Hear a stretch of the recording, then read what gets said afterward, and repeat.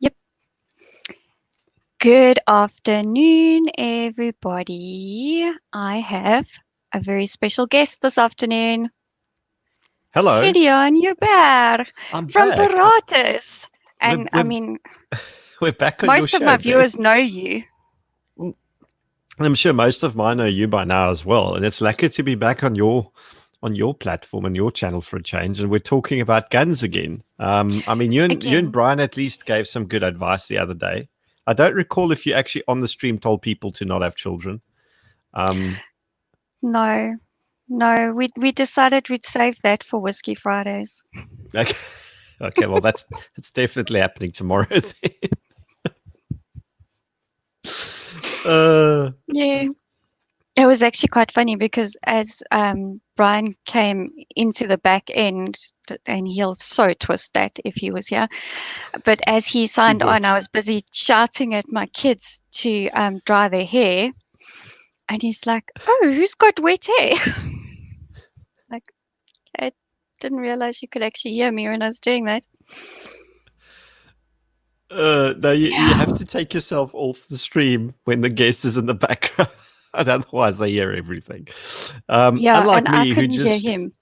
Unlike me, who just took myself off my own stream while I was doing graphs, and everyone saw the pointer moving around for like 7 minutes of dead air, and they still didn't tune out. I have no idea why they didn't I leave. actually missed that one live, so I was like fast forwarding, waiting to see when your voice came. And then I still went on. It took me ages before I realized what happened when I only started reading the comments, and everyone was screaming at me that they couldn't hear a thing. So there was a lesson in that. I see Anton is here with us, so yeah, he was probably cringing himself Yeah, to death. I think Anton didn't like my video title. Let's go back to the top. Oh yeah, He yeah, left a yeah. And comment a long time ago. Anton, yes, human rights are a fallacy. It doesn't exist, and less it can be defended with violence. But that's actually that's kind of part of what we're talking about today, I think, in a way. Exactly. Yeah. Exactly.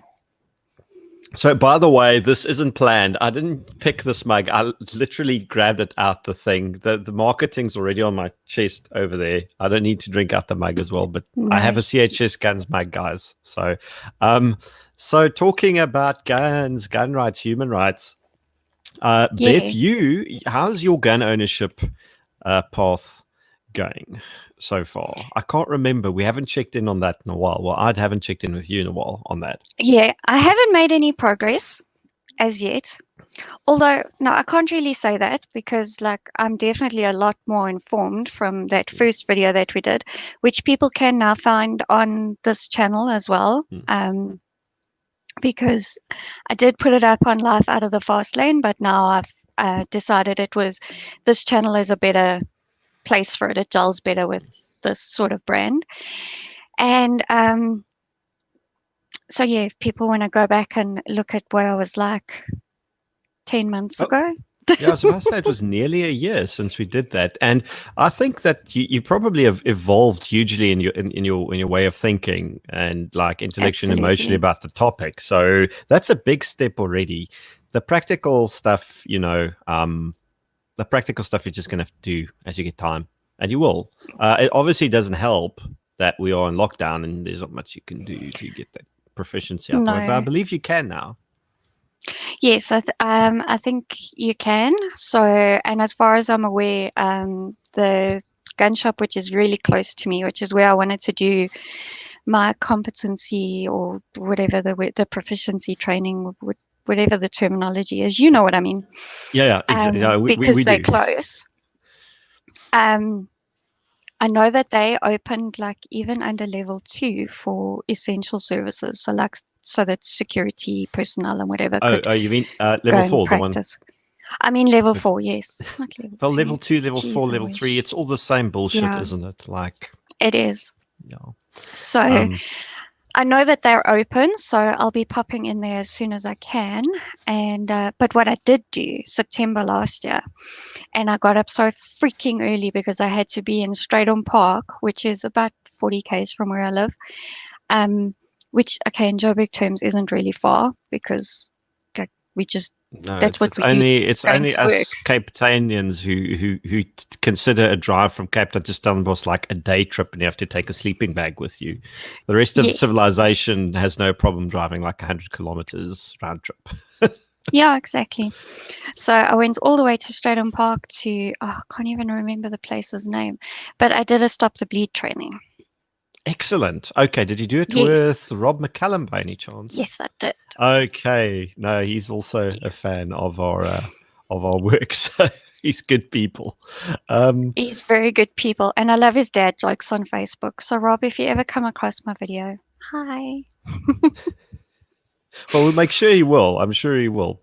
But we will hopefully within the next few months get you legally armed then, because that would be good. That would be a cool, well, no, I wouldn't say conclusion, but next step on the journey. And Yes. and that's kind of what it really is about. And I think when people, to answer Anton's question or sentiments, everyone knows I'm an AK-47s for everyone kind of guy. That's my whole thing. So I hate the concept of licensing. I think it's a hangover from colonialism. But at the same time, I don't think society in general is emotionally or mentally ready for this concept of full-blown freedom. And yeah, I get America has a licensing regime in the sense they have background checks, but that's not the same as having a license. They don't have licenses that expires after renew. That Mm. especially in open carry states, or they call them constitutional carry states. They don't have that, and they're not. I mean, if you look at it, they're burning entire cities down across America right now, and there aren't a hell of a lot of people getting shot to death during this.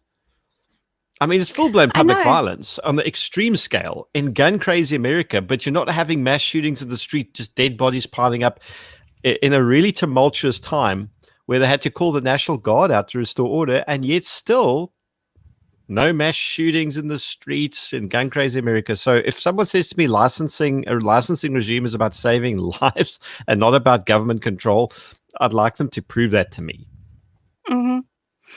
No, I was actually last night, when the president was speaking, Oh, I you decided watched to it. jump. I did, but I don't watch the news, and I don't watch the news channels on YouTube. Mm. I watch people like Ramon or Ronaldo Haas or anybody like that who decides to stream it and comment on it at the same time. And I decided last night to support Dumo Denga on Manpatria. And we were talking about guns during the stream, because of how the president went on about gender-based violence, and Oh, yeah. how women are under attack and everything in South Africa, and how men need to change their attitudes and stuff like that. And I do have a response to the president on that. But anyway, Dumo I've got and one too, but you got to go first though. But yes. yeah, but we were talking, and Dumo had people commenting saying, yeah, but look at the mass shooting that happens in America. And I'm like, yes, they happen in gun-free zones where there isn't a good guy with a gun to take the shooter out. Yeah. And yeah, and to the president, your little speech about men changing their attitudes. Yeah, okay. First of all, we've heard these promises from you before, and nothing's materialized. So all of your money and everything that you're promising, and the support and everything else, yeah, I don't believe you. I No. didn't believe you in August last year, and I still don't believe you now. And yeah, if it just took words to change men's attitudes, they would have changed them like 50 years ago, when women got the vote, and stuff like that. So Well, that's what I say about that. that's the thing, and that will never change. This will never succeed in changing um, the situation with so-called gender-based violence. Although you gave me a much better abbreviation, the whole intimate partner violence thing. Mm, So just two things, really, just to segue to the mass shooting thing. If you look at America as a country of 330 million people and you look at its overall murder rate, such a minuscule proportion of people killed are actually killed in so-called mass shootings. So mm, we make a big deal out of it, but it kind of remains a black swan event. It's not really the problem that it's sketched to be. It's a lot like coronavirus in that sense, that it's a fear that's perpetuated through society in order to give government more control, because this is quite firmly what the COVID-19 response has been. Now, the president comes and says his pretty thing about interpersonal violence, gender-based violence, whatever we want to call it, but it's always a reactive approach. It's always about men needing to change behavior. Now, the amount of women that I abuse in my life is zero. The amount of women I've abused ever is zero. I don't think I can go into negative numbers. Or someone said to me the other day, well, if I go out there and I allow women to abuse me, then technically I'm not actually, I'm contributing to the intimate partner violence increasing, but the violence against women and children, they I don't know, is probably against me. I don't know how that kind of works. But otherwise, there's nothing I can do behavioral wise to do anything to it. There's no reactive approach that I can be a part of. However, don't the lefties tell you that you must have like five friends that are woman beaters? Don't apparently, you know that? but I can't find I can't find any friends that hit their girlfriend spouses. I've tried really hard. Maybe that's why I'm not friends with those people. I wonder. But Gee, I wonder. Yeah, good wow. people tend to stick with good people. I was about to say, like, it's. I'm sorry that I don't associate with violent scumbags who beat their partners, so I can tell them off. But here's the other thing. So we always get this reactive approach to intimate partner violence. Oh, how's it, Joe? Good to see you. Yeah. Yes, I remember we can that. Get back to his comments. So reactive approaches don't work. It's closing the door of the stable after the horses fucked off a long time ago. So what we really have now is you need a proactive approach to this problem. And a proactive approach needs to focus on empowering women to be able to protect themselves. And I'm using the term protect yourself as opposed to saying defend yourself, because the self-defense element is just one part of protecting yourself as a person. And I think a huge misperception in South Africa specifically is that we need men to change their behavior. But at the same time, look, if you're a woman and you're stuck in an abusive relationship, all the dynamics that come into play there, like the trauma bonding, that bit of Stockholm syndrome, which is not just a bit, it's quite powerful. The fact that you've probably already been isolated by your abuser from your friends and family, that you have no support network, it makes it a huge big deal for you to try and get out of an abusive relationship due to the emotional and psychological elements involved. And now you don't have an external support network as it is. And the government has been absolutely shit at supplying a support network. I mean, social workers just aren't where they are supposed to. Like, I don't know if there's a lack of budget for them or if what the issue is. I don't even know social workers. So there aren't social workers to do this. No. There's not enough charities to be able to facilitate it, although there can be. The thing is, it's a holistic approach to the problem. And one of the parts of the approaches is you need to also empower women to be able to defend themselves when the physical abuse gets so bad that they legitimately fear for their lives and that they can take action to stop their abuser from killing them. That's one part of the process. And I think if we can train and arm women, not necessarily with guns in the beginning, but just to get them some sort of defensive tool, get the defensive, proactive defensive mindset and the skills into them, then you've already got one healthy building block. Because going through a process like that also does something psychologically, I believe, and it creates a sense of self-respect that may or may not be missing and creates confidence. And we need to give women confidence to leave bad relationships. We need to give them confidence to defend themselves. Look, that's my 2 cents. You can always tell me that I'm off on the wrong tangent. But what are your views on it? Well, when I was still with Talking Sirens, I spoke to Mara from the Tears Foundation. She founded Tears after leaving an abusive relationship. some 20 odd years ago, but it took her quite a while before she actually had the strength and the wherewithal to found tears. And she told us that it takes a woman 8 times to leave an abusive relationship. On average, it takes them 8 times before they leave for good. And a lot of it has to do with the fact that what she found and why she found it tears is that there was just a lack of support for wherever woman if you went to the police station and it was the weekend, you were told to come back on Monday. And yeah, and we know from the stats of alcohol and stuff being abused that a lot of the violence does happen over weekends. Yeah, we know that. So in essence, I'm not saying that alcohol should be banned, but it's it does happen. You know, especially with weekly wage earners, they get paid on a Friday and they go and they spend half of their money, they blow it on a Friday night, getting absolutely wasted, and then they come home and. If your abuser is an alcoholic and they somehow earn money, they are obviously going to indulge their substance abuse over the weekend when, you know, they don't have to go to work. It's not much of a much of a correlation.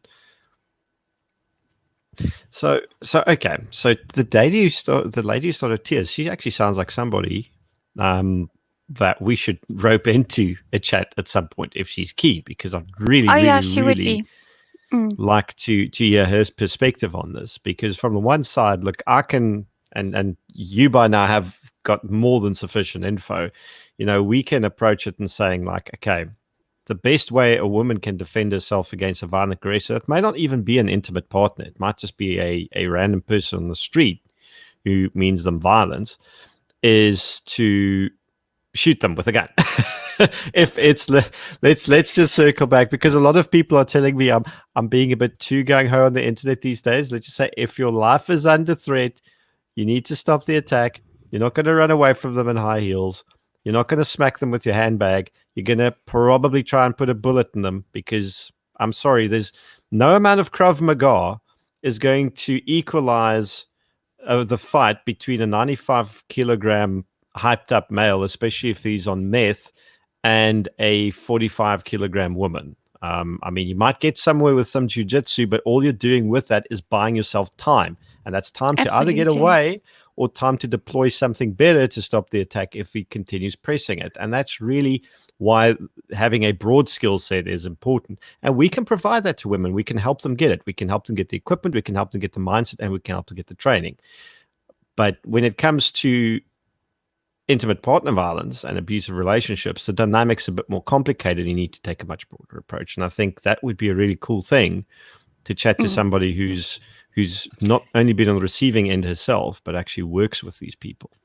Yes, and a lot of it it comes from, as you said, in intimate partner violence, the victim has been isolated. They've been told that they're worthless by their partners normally.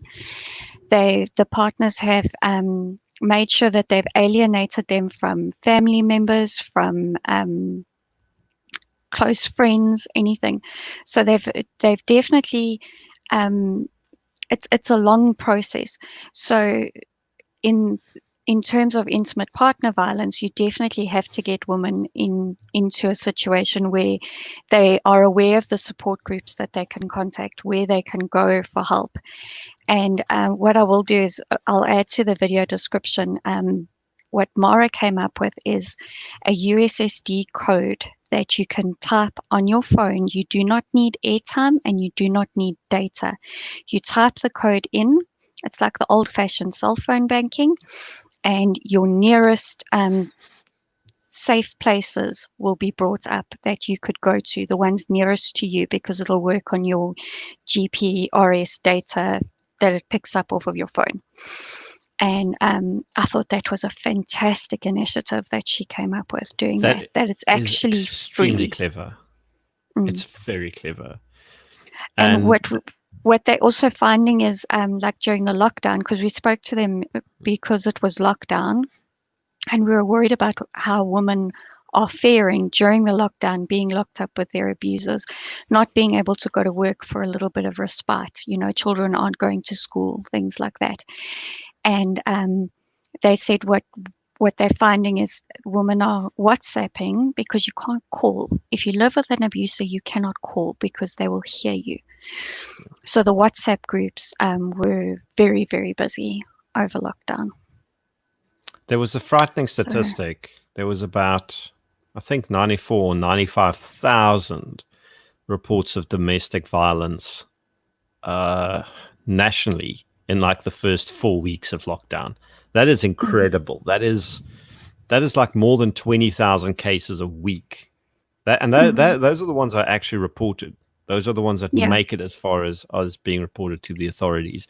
So it's clearly a problem. It's clearly a humongous problem in its size and scope and magnitude. And I cannot imagine for a moment that lockdown was, I mean, I know of a case. Now, this is a bit of a reverse situation, but I know of a case where a guy committed suicide. He was locked down with an emotionally abusive woman who he's married to.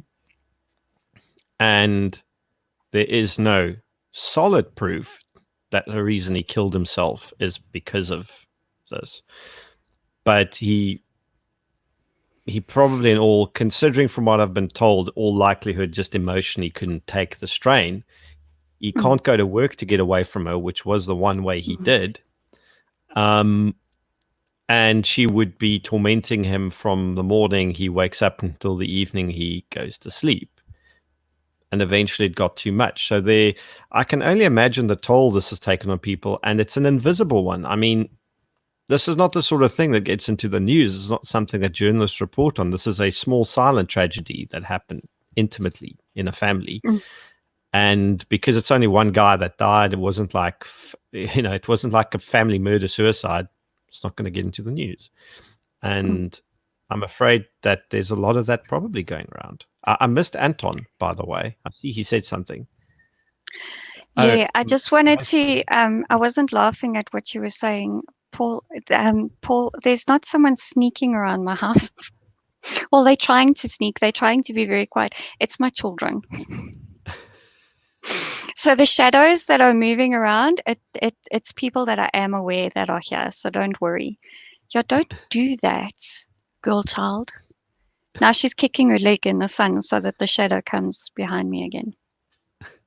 Anyway, so I wasn't laughing at a very horrible situation. I was laughing because of what Paul said. And then Anton says, most women in such a predicament is so run down by their abusive fuckheads, they don't report it or seek help. Men need to stand up and confront abusers. It works both ways, Anton.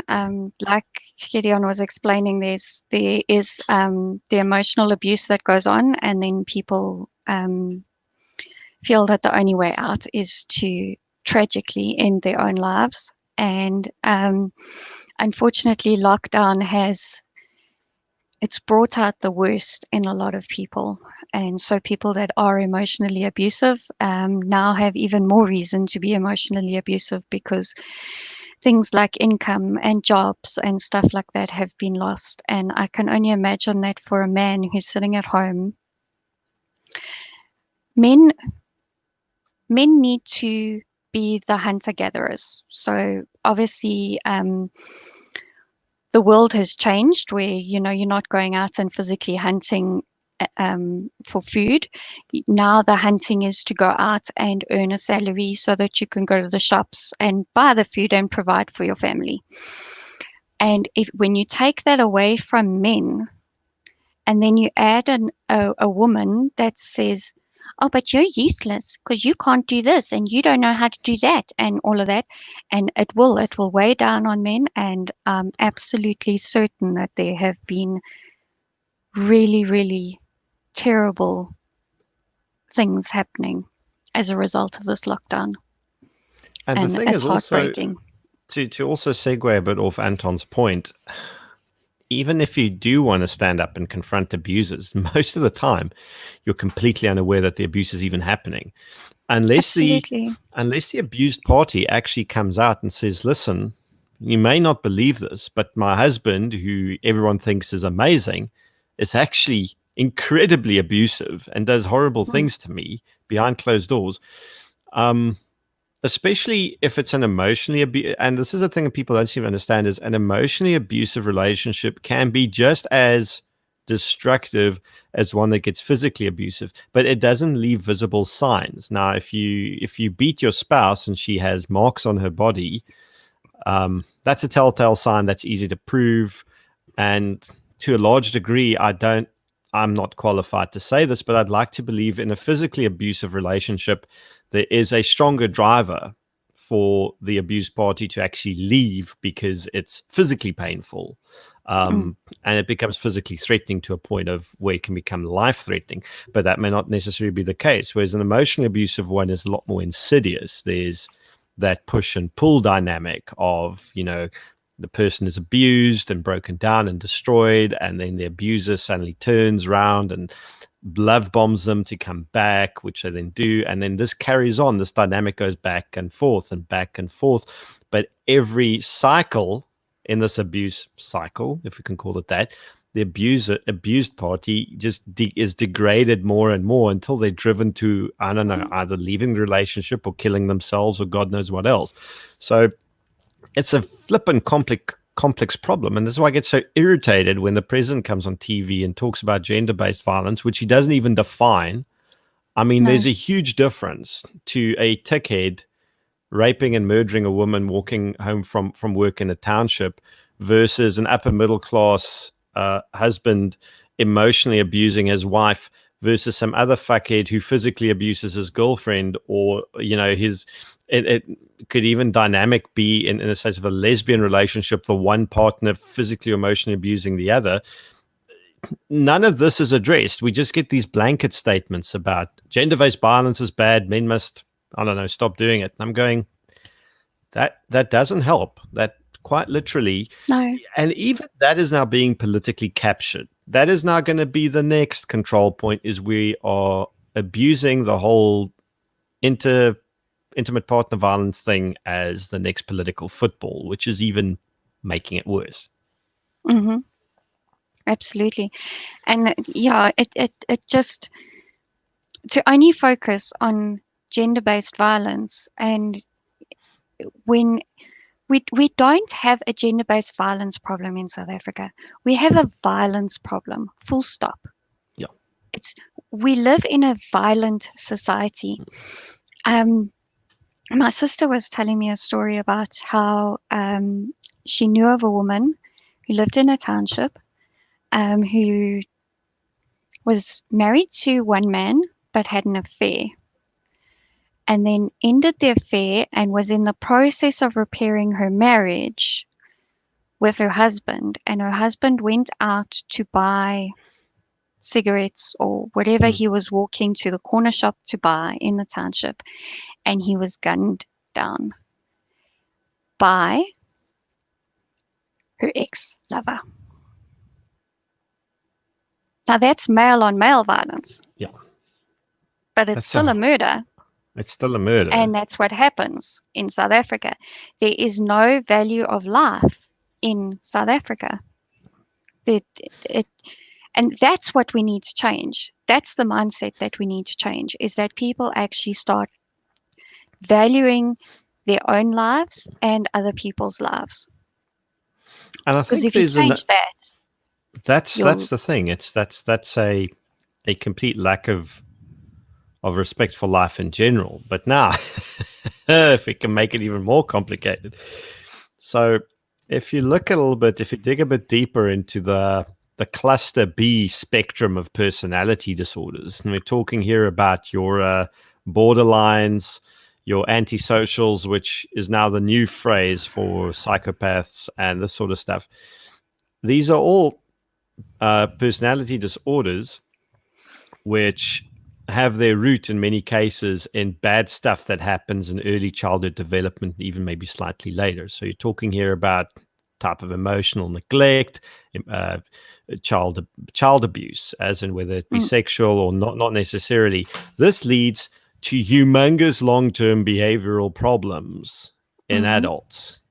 So you start with child neglect or child abuse. That child grows up, then becomes a neglector and abuser themselves with humongous problems for which there is no medication. There's no therapy. They do not have access to therapy. They might not even be aware that they have a problem, but they manifest it by being violent, either to, people they're intimate with or to the public in general, because this is something that they now want to do. So not all criminals are psychopaths, but a lot of psychopaths are criminals. And I cannot believe in a township or poor society where the family unit doesn't exist as it should, where there's either an absentee father or mom has a few boyfriends who then abuse you when she's at work, or there's just a really bad social dynamic with no loving, intimate parents who make the child feel like a child, a loved child. That child then grows up and the problems just continue from there. And I mean, it probably starts early. By age 14 or 15, you might have a murderous delinquent on your hands already, and it doesn't improve. So we've got interesting facets to this. And I've been saying it all day on Twitter and last night, is that if we put community programs in place, that's where we can start fixing the problems, like the problem of alcohol abuse and the problem of abusive situations in the home, the problem of child-headed households. If we put community programs in place, I'm not saying that we can fix all of the problems in one generation, but we can definitely start making strides towards fixing them within the next 2 to 3 generations. No, that's how I feel about it. Absolutely. And you have to start somewhere. And hi to Jeremy, who just joined us. I see he's I don't know who is calling sexy. Well, hopefully not me. I would be slightly concerned if I think he just clarified that, he meant you. Oh dear, but only Ramon is allowed to call me that because we were the gay couple at your wedding, Jeremy. So we shared a trailer. There we go. Because you shared a trailer. Yeah. We shared a trailer. So I just want to go back to Paul's comments. 70% of people murdered in South Africa are men. No, and he definitely doesn't. Squirrel doesn't care about women either, Paul. No. Let me tell you, what he said last night, that was just lip service. And we heard it from him in August, when we had all of those protests in August, which was one of the reasons why I did that first interview with Gideon way back then. Because I thought that women were being stupid by going and protesting about gender-based violence. And I still think that they're stupid to protest it. Big Daddy government can't fix this problem. We have to fix it ourselves. No, we can't. And I mean, there's some really scary stats out there. I mean, if you look at Nyanga, which I think is probably the most murderous precinct in SA, if we're allowed to call it a precinct, if that's not an Americanism, but it's the most violent community. I mean, the murder rate there is worse than in a war zone. It's terrible. But the vast majority of people murdered in Nyanga is not normal violent crime. It's intimate partner violence. And now you have a poor community where, if you look at a lot of townships, there's no central sense of community. You have a lot of anonymous people living together in a slum that live there because they're hoping to exploit some sort of economic opportunities that don't exist in the rural areas where they usually come from. They're now trying to mix with the older generation, original inhabitants that have been part of this township life for much longer, a couple of decades. It's difficult to create a specific sort of sense of community in a place that doesn't really have. I just thought someone knocked on my door. Was okay. In a place that doesn't really have a well-defined cultural or whatever identity itself. And that, I think, also makes community programs challenging. It doesn't mean you shouldn't do them. In fact, you probably really need them then, because you're trying to build something from a lower base. So it's really crucial to have it. But let's also not pretend like rural areas don't have their problems, because they do. They've got all the problems cities have. They're just better hidden. They've got drugs. They've got intimate partner violence. They've got child abuse. And unfortunately, it was a trope. Like, even in the 70s and 80s, you know, the poor white communities were full, as they probably still are to this day, full of child abuse, full of spousal abuse, full of incest and horrible stuff. And it is a function, unfortunately, also of socioeconomic status. Like, poor communities have more problems. They just do. And, you know, telling men to behave, the president, isn't going to fix it. I do not know a man, abusive or not, that is going to listen when someone says to him, you know, you shouldn't do that. Come on. Especially not if he's been raised like that. Any person, if you've been raised a certain way, that you will repeat what you were raised with. You know what I mean? Like, so the only way to actually help people is to lead by a better example. And I'm sorry, but our government is not exactly setting a very good example, are they? No, they're setting a terrible example. I mean, they have looted the country to nothingness over the space of 10 years with Jacob Zuma, and Cyril just sat next to him, fat, dumb, and happy for that entire period. And now we had a year of Cyril caretaker president. We've had him just over a year now as elected president. And everything has just, the trajectory has not only not improved, it just steepened. Like, we hear how committed he is to expropriation without compensation. We hear how committed he is to national health insurance. And now he wants to steal people's pension money. It just doesn't end. The man is a full-blown communist. And, you know, and communists aren't going to solve so-called gender-based violence. It's up to us. Communists aren't people. They are not people. Communists aren't people, and they don't care about people. So you and I are not going to solve. So let's just think about this carefully. We're not going to solve poverty. No. We're not going to solve the education problem either, because that's a big problem and it requires a much broader approach. We're not going to solve all the social problems and social ills that are a result of bad education and poverty. But what we can do is we can empower women to at least protect themselves, and we can encourage them to leave bad relationships. And to the same degree, that same level of encouragement will facilitate a mindset change, which will hopefully bring about other productive ways. Because if people value their own lives as worth fighting for, that means that they value themselves to some degree higher than they may previously have.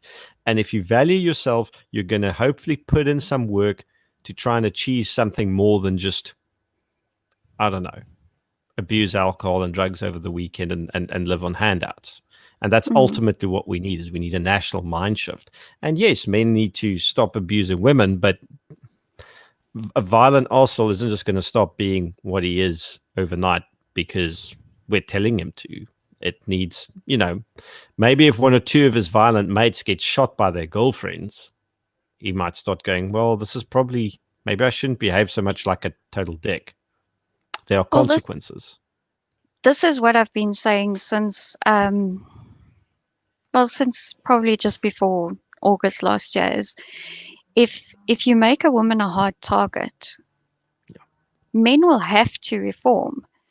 And I'm not just talking about the violent criminal on the street that's looking to steal some money for his next fix.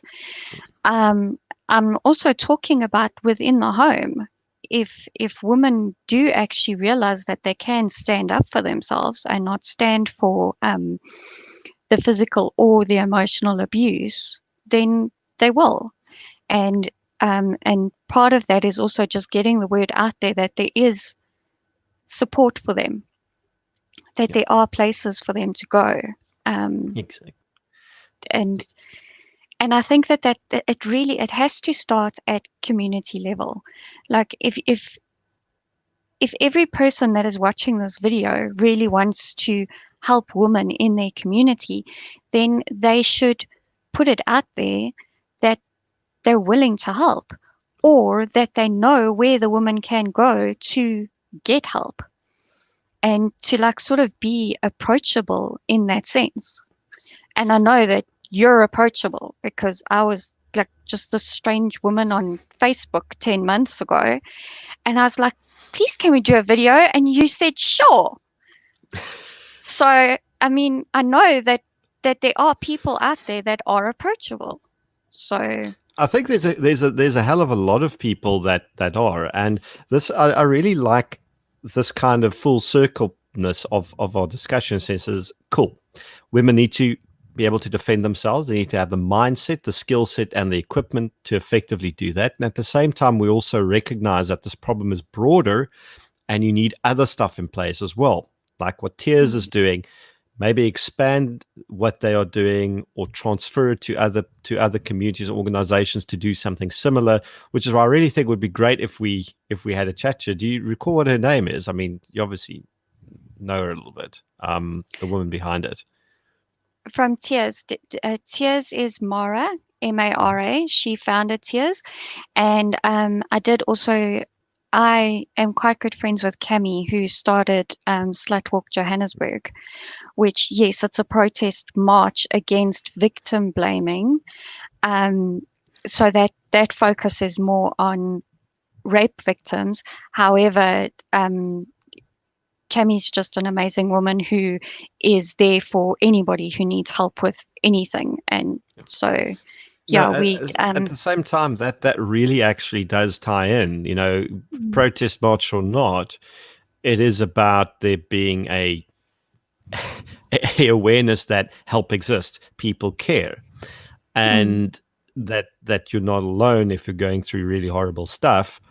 That's important. So I think because it's such a broad approach, there's no reason why one can't link up. And I mean, they obviously specialize in what they do. I'm not going to tell them how to do it, and they're not going to tell us how to do the defensive thing.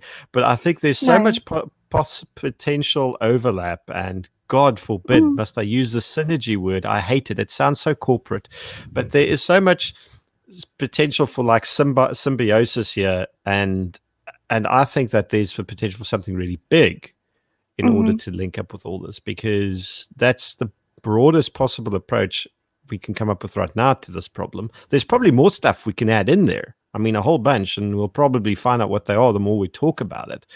But I just feel like there's not enough people taking this really seriously. I mean, the government totally is not. As you said, big daddy government will never solve this problem. No, and they don't want to. No. It doesn't. It's not in their interests, because to have people that are independent is not in the interests of big government. Yeah. They want us to be reliant on them, that we come to them with all of our tiny little problems and that they can fix it, and they can't. Exactly. You cannot do it. That's one of the things I like about working with Mara and Cami specifically, is that they're not like the very victimized sort of left-leaning type of people. They're Cami will tell you straight, she's taught her daughter to fight back. She's taught her daughter that if a man does something to you that you do not want them to do to you, you punch him in the nuts. And that's Which it, is exactly, and she's unapologetic about it. Absolutely unapologetic about it. And so that's why I actually enjoy working with them on this topic, because I don't want to only be standing holding up posters in front of the stock exchange in Santon, which I No. still don't understand why they did that. But Look, okay. I guess, look, I suppose there was a reason for it at the time, and good for them. But that's exactly it. I'm so glad that they don't subscribe to this weird Marxist thinking that Mm, what should I call it? Like, respect my victimhood. And mm. anyone that proposes that we don't be victims, that we stand up for ourselves, as part of the problem, because it was. I hope that's something that's dying. That concept that if you acknowledge the problem exists and that it's not going to go away, you're part of the problem, because the problem shouldn't be there. It's like me saying, listen, sunburn shouldn't exist. I should be able to stand in the midday sun in high summer for as long as I want without a shirt on, and my skin should never peel because of that, because fuck the sun. The sun's the problem. And it's like, well, it's not going that's the same thing with this. Like, we're not going to make intimate partner violence go away. Not overnight. Maybe eventually one day. But there's a lot of stuff we got to do. And telling people that it's bad is great. It's true, but it's not useful. No, You have to be you know, solutions driven. yeah, and people just go more underground with abuse. It's like banning alcohol and cigarettes. So what Yeah. happens? The bootleg trade was born and stuff like that.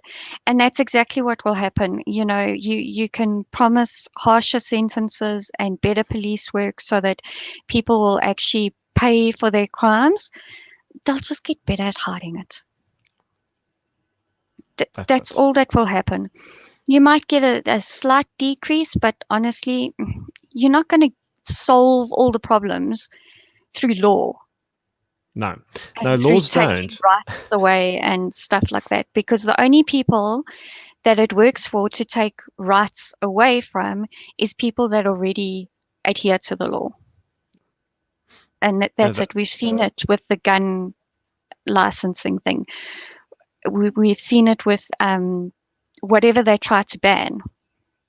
well, the biggest So, prohibition of them all was when we criminalized like 250,000 people for going outside. We prohibited yes, going outside, yes. which is the single most ridiculous, unenforceable thing ever. And it didn't work. People still went, like, millions of people didn't give a fuck about the lockdown. And this is the thing about what people don't understand about laws. Laws cannot change behavior. Laws can only create a framework for punishment of transgressing what's written in them. That's it. And Mm, if society in general doesn't respect the law and enough people break it, it becomes defunct anyway. If you lived, and this is this is ideally, the only reason why murder is against the law is not because we expect people to stop murdering. It's because we want a framework for punishment for murderers. That's it. yes, It's the same for rape. It's absolutely. just because it's against the law is meaningless. It's never going to stop those things. It doesn't help telling a rape victim, well, the person who did this to you is a criminal. You've still been violated, but hey, at least, it's against the law. It's a lot more empowering if you said, you know what, well, this guy tried to rape you, which made him a criminal, but he didn't, because you put 3 holes in him, center mass, and he's now in the state mortuary. That's a problem solved at origin. And we've kind of went off the topic of gun rights being human rights, but I think as we probably get to the end of your stream, we can say, look, we all have constitutional rights, which are, the right to life really is a human right. You have the right to be alive. You have the right to freedom and security of person. No one has a right to do bad things to you physically or emotionally. No one has a right to kidnap you, imprison you against your will. No one has a right to do these things to you, to take your property without your consent. What the government's trying to do, but anyway, they're more special. So these are all human rights in the sense of no one loses anything by you having these rights. And ultimately, the right to self-defense is also a human right, because you have the right to preserve your freedom and security of person and your life from predation. And Yeah.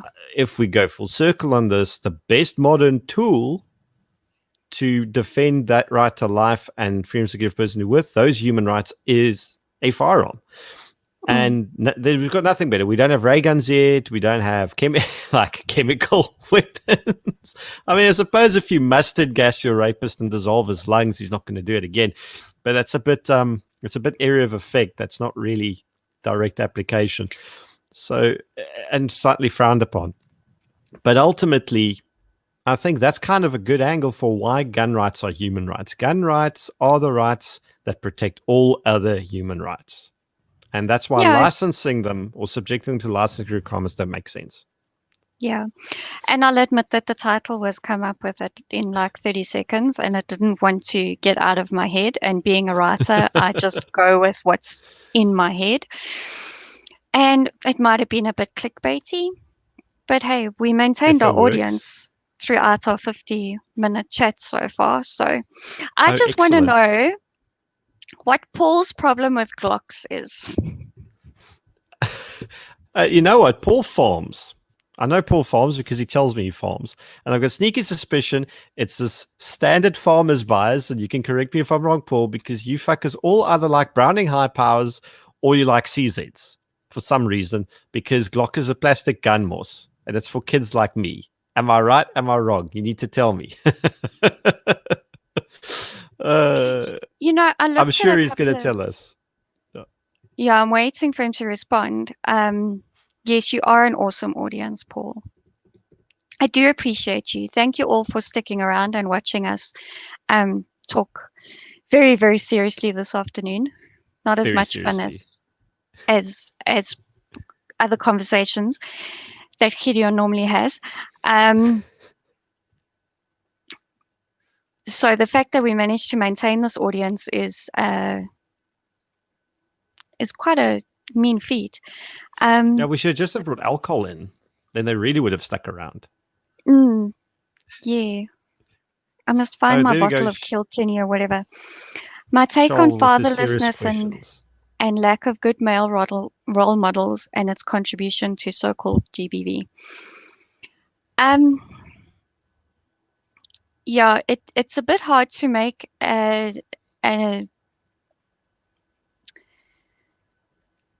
comparison. If a child is growing up without a male figure, then how is he learning so-called GBV in a fatherless home? So I do think that just in general, the fact that there are parentless homes, not just fatherless homes, that there are child-headed households across South Africa is where the problem is. And it's definitely contributing because what children are doing is they're finding a pseudo family unit in gangs. Yeah. And that's proven. That is proven. That's also a case of, I don't think, look, not having a father figure in your household has its problems. I mean, we can't deny that. But there are far too many examples of kids from single parent households that were raised exclusively by their mothers that turned out more than just fine, that turned into really decent, upstanding citizens.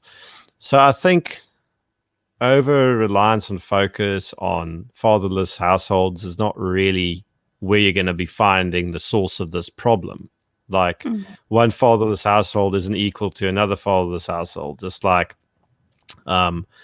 any situation in that type of dynamic isn't necessarily equal to another. It's also a case of, as you mentioned, if mom is a substance abuser or has a string of, due to whatever reasons, abusive boyfriends that she brings home, and if you have a really negative social dynamic in your community that leads to this sort of stuff, that's where you're going to find a lot of these things.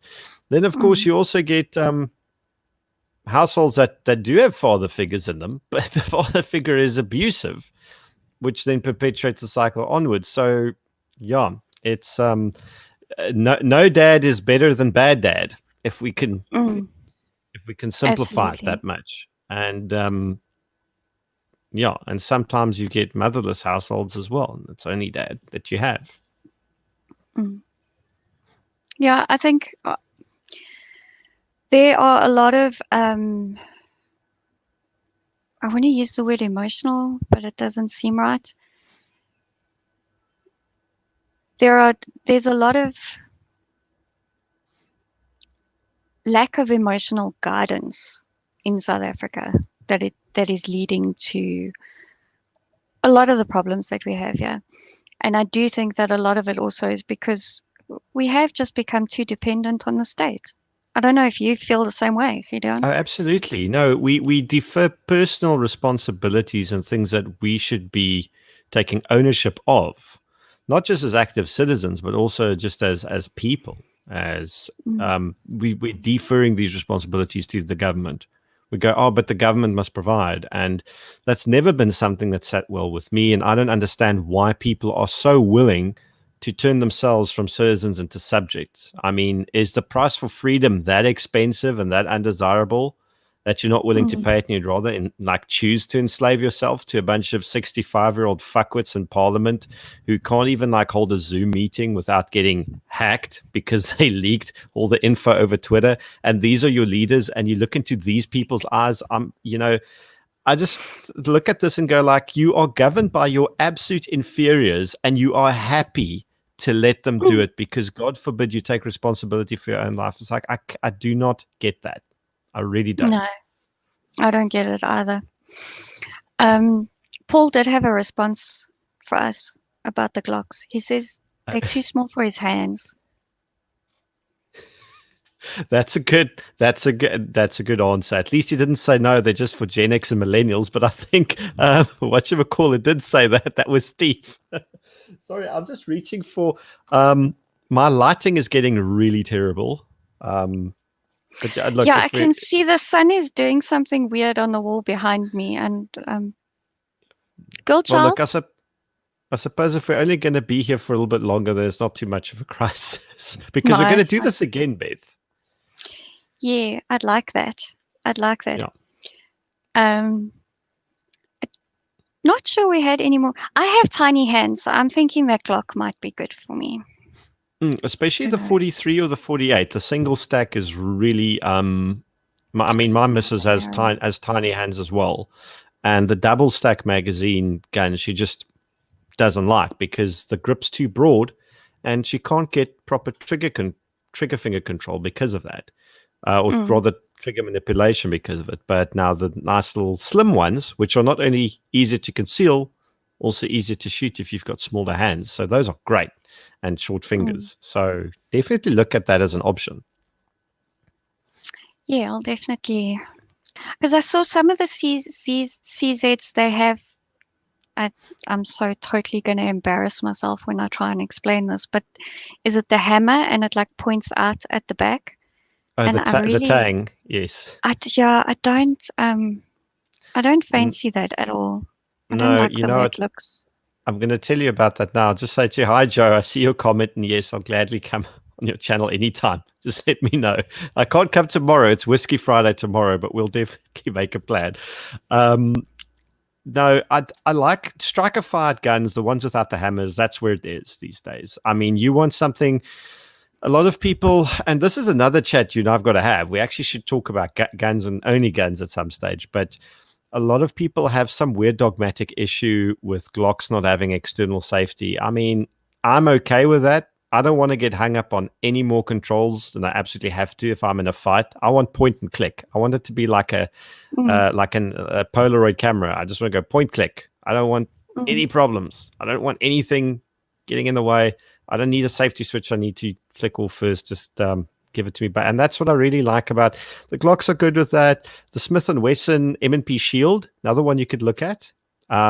Really cool little gun, and again, doesn't mess you around with excessive stuff. Yeah, there are options. There are so many options for smaller hands and female shooters now. It's a wonderful time to get into it. Yeah. And I need to go to a range where there's 50 people with 50 different handguns, and they can just say, okay, yeah, come try this one. Come try this one. Come do that. Which part of Joburg are you in, Beth? I'm in the south. Okay, but if it's a weekend, I'll drive. Okay. Okay, no, there are definitely plans one can make. Like your best bets might be in the West Rand, but that's probably not the furthest away from you as it can be. Although the south of Joburg is so bloody, you guys are so bloody far away from everything down there. Yeah. It's all relative though. Yeah, I've always lived here. Like I was born here, and yeah, my dad even worked in Sandton all those many years ago in the 80s, and he would drive from the south to Sandton every day, and now my husband does the same thing, Well, except lockdown, so he can work from home. Steve in the comments mentions Golden City, and yes, actually, I forgot about Yes, them. So actually, Golden the City audience is is quite close to providing, me. Yeah. yeah, yeah, the audience is providing solutions. Mm. You must move up here, Gideon. Yeah. I grew up in Pretoria, Paul. I was born in Bloem. I grew up in Pretoria. I've only been in the Cape for like 10 years. Yeah, so I am a Only. Gautenger from what do you call it originally? Yeah, I don't know. I just couldn't leave the south. I tried. Well, no, if it keeps its claws in you and you're happy there, that's all that matters. Yeah, like even I said to my husband, maybe we should move closer that you don't have to commute so far to work. And because it can be like 3-4 hours a day sometimes that he sits in traffic, especially when they decide to protest in Sandton. Flippin' stupid people. And he said no, he's not leaving the Koppies. Got Koppies just behind us. That it's actually a nature reserve, so people aren't allowed to build any higher. So As long nobody as it's can not called destroy our Vescopies, view. eh? That's all that matters. So yeah, he's like, no, I'm not moving from the south. I'm happy to commute. Okay. Well, good man. I think good Mm, choice as well. yeah, we're happy here. It's quiet. So, well, yes, I think it's time to call it because I'm sure people are going to start going over to Ramon's stream now. We're going to lose Is he? everybody. Mind you, I Got don't think one. your viewers watch Ramon. I think there's I'm, quite a difference I'm, between what they watch in terms of live streams. yeah. No, I've tried to get everyone to cross pollinate a bit, but I've got a very interesting viewer base. But I do love them. I love you guys. So many of you are here as well. I'm glad you're Yes. joining Beth's A channel. lot of a So- lot of my subscribers are because you keep saying, subscribe to Beth's channel, Eleutheria. And every Well, time you good. say that, I get like three more subscribers. So it's awesome. Thank you very Okay, much. good. We'll just carry on doing that then. Yes. Thank you. It's definitely helped. But yeah, thank you so much for your time, Gideon. And thank you to everybody in the comments and for watching us, sticking around with us. And if you find this replay, please will you subscribe to the channel if you aren't already, and share the video with your friends. Let them know that, yeah, we're pro female gun ownership and females defending themselves And and empowerment in general. I think that's a good one. empowerment in general. Yeah, just to get themselves out of abusive situations. So thanks, everybody. Thank you, Cheers. guys. Cheers. Bye.